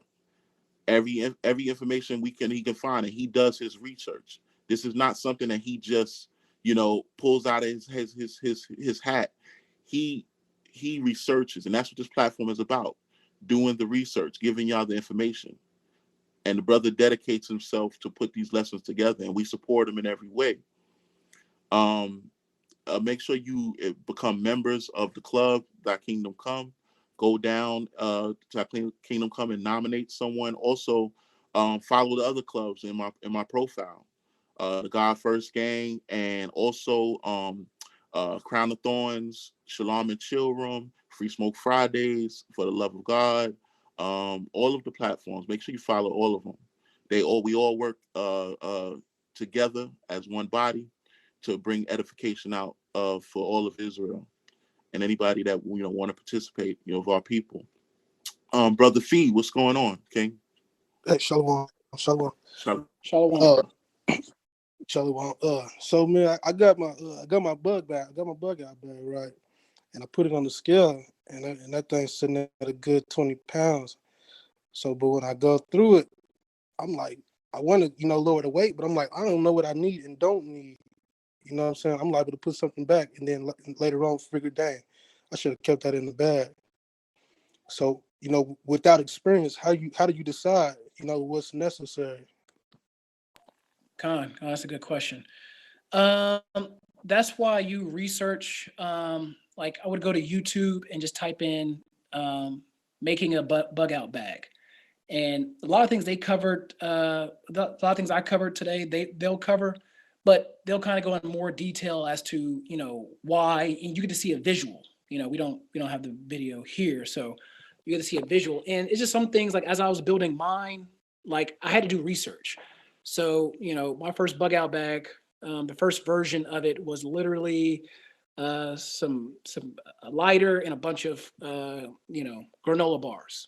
Clearly, that's not not enough. So when you start studying, like, oh, I didn't know I need that, or that's a good reason why I might need that. You know, just go ahead and throw it in, rearrange it, and you'll see why. Now, as you're adding more stuff, the weight is going to increase, and you might say, okay, do I really need this? You know, um, for instance, some people who live in, Brooklyn, do they really need a hatchet or a axe for chopping wood? If you're in Montana, that answer would be yes. So just certain things against your in your area and things that um, uh, your for you personally, you may need or you might not. So if you watch some of the videos, the basics, they'll cover, and you can add those to the back, and they'll tell you why. So it's small stuff that you didn't think about, like, oh yeah, that is, I might be in that situation, or it's possible someone I know might be in that situation. So it just takes a little bit more research. Hey, Salakia. I'm from Brooklyn, and I think I might need a hatchet. That's a Well, rough neighborhood. yeah. I mean, you might. Yeah, I mean, you definitely might. For more self-defense purposes, but for like chopping wood, or unless you're like in a more outdoorsy area, you know, just certain things that to think about. So, Yeah, Con. yeah, Khan. I think King, you got to also use discernment, man. I mean, I think some of the things in there you would know what really you need, that probably you may be essential, versus I mean, packing like you know brother said, put like, I have some socks now. I got socks in mine. But like he said, brothers packing Jordans and things like that. You definitely not really gonna need that. Something that some brothers may put video games in there, like a portable video game. I mean, that might not be necessity. So you can use discernment, as the head of your household, to say what is going to be something that you may need as but the videos do help. But at the end of the day, is everyone is honestly like different, to where their location is. Con.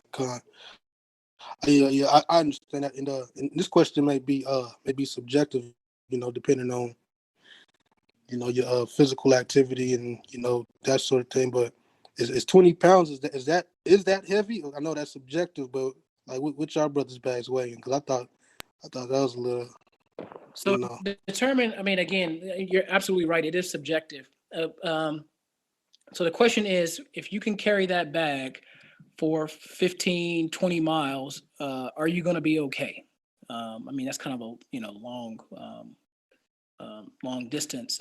20 miles is typically a day's journey. So can you carry that on your back with stopping very few times? So for mine, like my I put everything. I put the kitchen sink in it. It was probably about 60, 70, and I was like, oh heck no.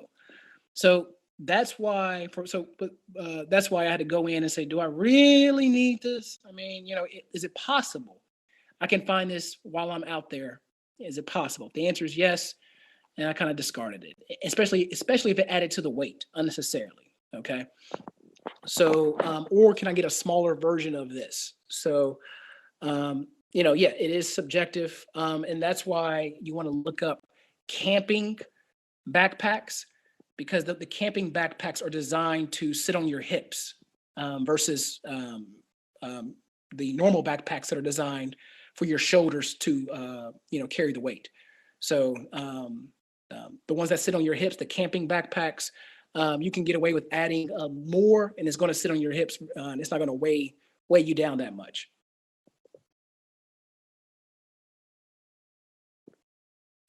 Con. I'm about to change my profile picture to a book I purchased. I haven't gotten to it yet. We just got some funny weather out here.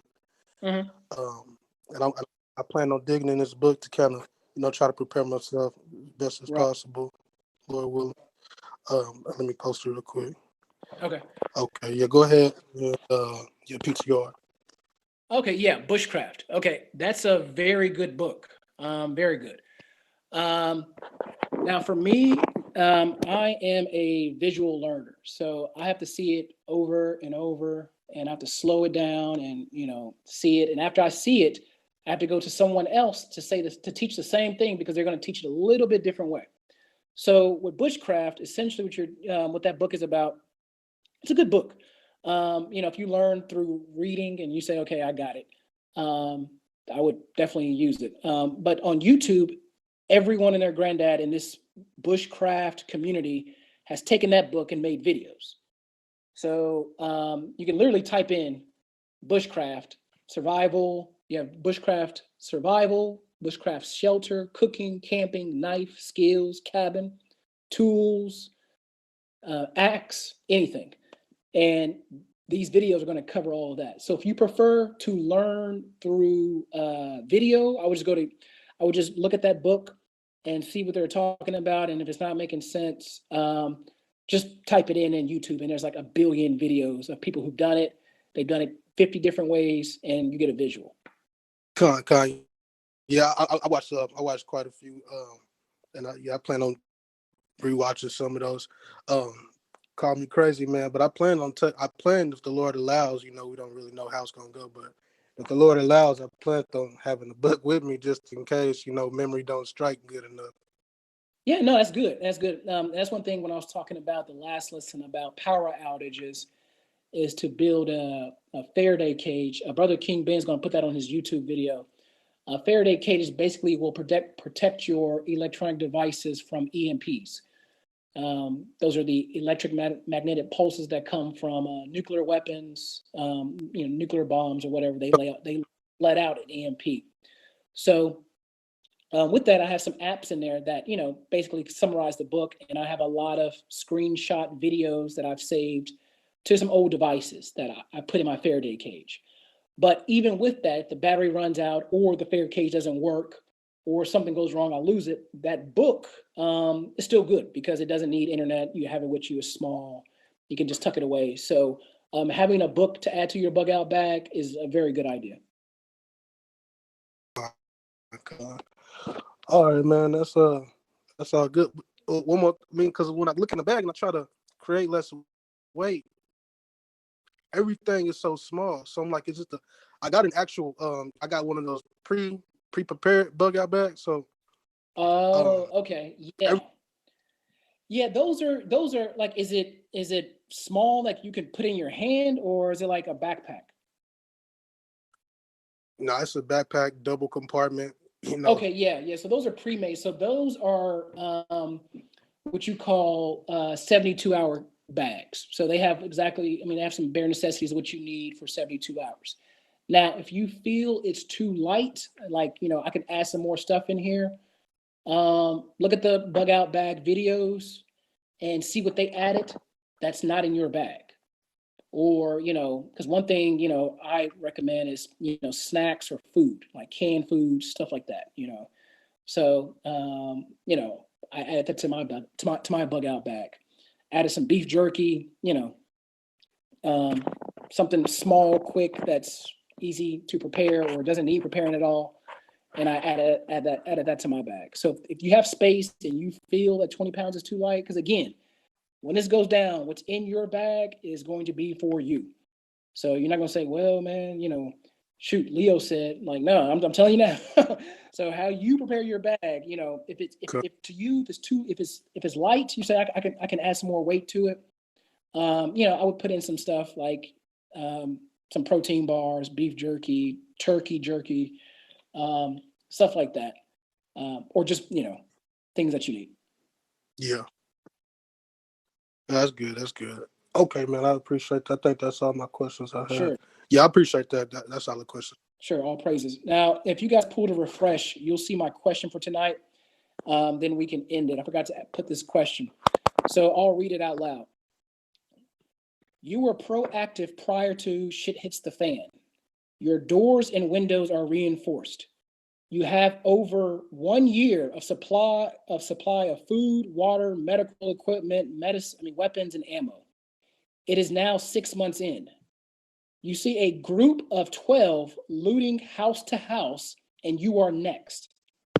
Death and Molotov cocktails meet any resistance. You recognize the leader of that group as an acquaintance that you thought was dead. How would you handle this situation?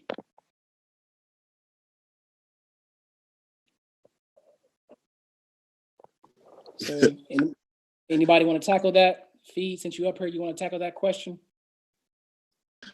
How would you handle that situation? So you know the person that's leading this group of 12. Is that right? Mm-hmm. They're an acquaintance. So maybe your coworker or someone you know, not your best friend or relative. Just, hey, I know him, and he sees me. Oh well, he sees me, then he knows me too. Well, I mean, because even before the truth, when I was in the world, I would never say I know somebody if I'm not really on that level to know you. I would say I know of him. I wouldn't say I know. I wouldn't say, you know, if we just in passing and we like a head nod, what up, keep it pushing. I wouldn't really necessarily say I know that person. So, you know, some of those things carry over into the truth. So I wouldn't be quick to stretch out my hand, you know, in that situation. I would get on guard, you know, saying I would prepare for battle. Right. You Okay. know what I'm saying? Yeah, that's interesting. Like I told my wife, I said it depends who. But yeah, the things like the way you know people from, like I was thinking about my coworkers. So I mean, but the thing is, I played this like when we were working in the office. I would ask these questions to my coworkers, and some of the answers were like, oh God, like I see you, I'm shooting on sight. Like, so some people are funny. I mean, at least they're honest, but some people got some interesting answers. So, um, yeah, yeah. For me, if it was an acquaintance, a coworker, yeah, I'm about to handle it. So I'm not going out door to meet them because again, you don't know that person, and things 6 months in to after all hell breaks loose, man, people changed. So if they were good, you know, and you know, they're bombing people's houses. Yeah. Okay. Yeah. Hey, Salakia, I got somebody I want to ask, I want to bring up to see how she answered this because we had this conversation a couple weeks ago. So I want to actually pick her out the crowd and see if she come up and answer this question. Let me see if she come up because we talked about this a couple weeks ago. I'm gonna see if she come up. She knows she is. There she goes. There she. Shalom, sis. So I want you to answer that question. Knowing what me and you talked about a couple weeks ago, how would you deal with that situation, sis? So like, yeah, I wasn't even in the same room with the phone. I heard the little ping. That's why I ran to it. So I don't know what the question was. All right, so I'm gonna let Brother Leo re-ask the question. I want you to answer. Okay. You were proactive prior to shit hits the fan or Jacob's trouble. Your doors and windows are reinforced. You have over 1 year supply of food, water, medical equipment, weapons, and ammo. It is now 6 months in. You see a group of 12 looting house to house, and you are next. Death and Molotov cocktails meet any resistance. So that means anybody who puts up a fight, they're coming in to kill them and bombing their house. You recognize the leader of that group as an acquaintance that you thought was dead. How would you handle this situation?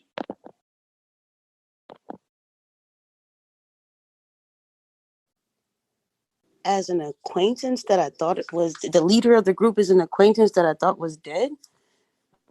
Yeah, coworker, someone you know that you went to school with, but you weren't really that close with, like an acquaintance. Like if you saw them, they would recognize you, and you know, say, "Oh yeah, that's Yakira." Oh okay, but you don't, you know, you never had a deep personal relationship with them. They're not your friends, they're not your best friends. They're, you know, just an acquaintance. How would you handle that situation? I'm not really sure. I'm not really sure that I would be eager to be friendly considering what they're doing. So I'm not going to let my guard down.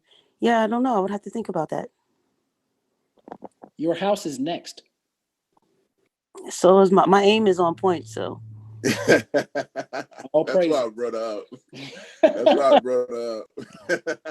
yeah. They're not I going to knew get that. within 200 yards of my house. I'm dead shot from there. All praises. All And I praises Most mean, High. these are very. I mean, these are. It's just something to think about. Like, don't I'm not talking about you, but just people in general. Like, start getting worried and freaked out. It's just it's a possibility. And the thing is, I mean, you may see some people during this time that you may recognize. And so, don't be so quick to embrace them. But, depending on the situation, you might have to do something that you didn't think you would ever have to do. Just being real. Con. Can I So, look back down now? Yeah, Con, yeah, Con. We yeah, we're done. appreciate you coming up. Thank you. Thank you. Shalom says, appreciate you coming up. Shalom. So, I mean, with that, I don't have any more questions. I mean, if there's anyone else that has any more questions, we can bring you up and answer them, but I don't have anything else. And we can, I guess, end it for tonight Right. unless you guys have anything.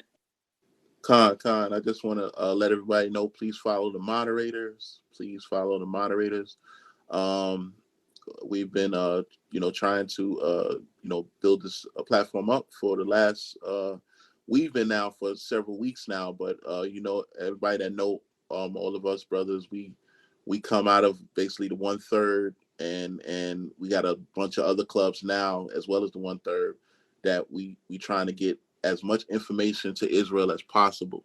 So, we continue on here to add our piece to the body. So make sure you follow the moderators and become a member of the club.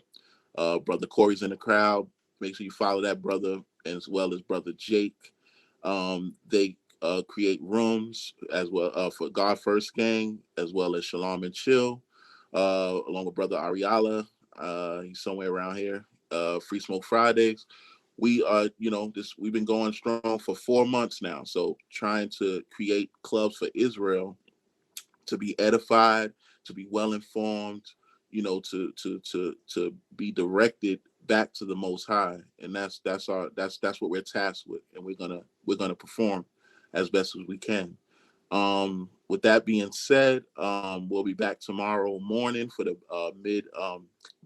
mid morning brew blend, where we're gonna bring out as much information, all the news stories and current events, and regarding Israel and the captivity that we're in.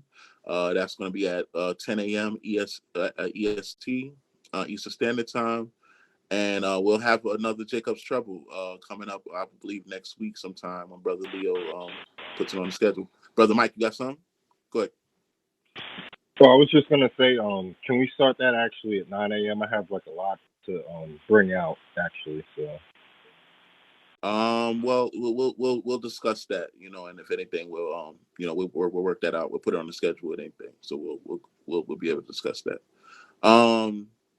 But right now we're gonna wrap it up. We want to give first of all praise to the Most High, and by Shem Mashiach Yahushai, and the brothers here. If y'all don't have anything else, we're gonna say shalom to everyone. Thank you for coming out, and y'all have a good night.